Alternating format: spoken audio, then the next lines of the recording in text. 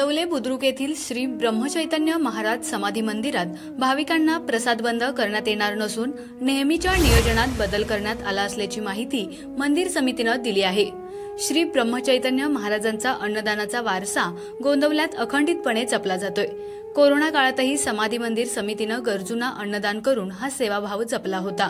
सध्या मात्र समाधी मंदिरात पाणी टंचाईची समस्या मोठ्या प्रमाणात भेडसावत आहे।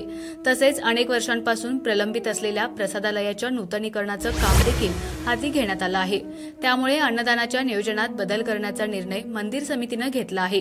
श्रींची अन्नदानाची परंपरा सुरूच ठेवून यामध्ये काहीसा बदल करण्यात आला आहे।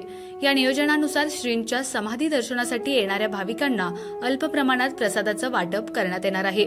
याशिवाय परगावी जाणाऱ्या भाविकांसाठी प्रसादाच्या बंदिस्त पाकिटांचे वाटप करण्यात येणार आहे।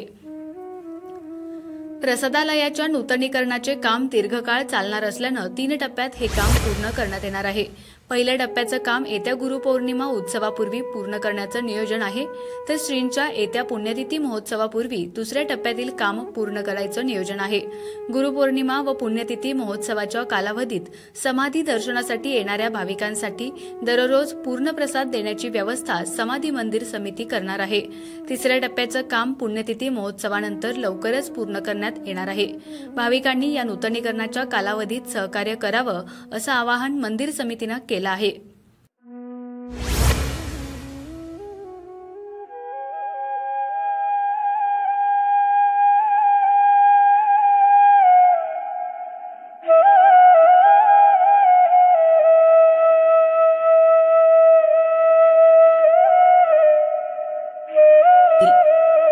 खबर गावाकडची संपादक नितीन वाघमोडे, दहिवडी।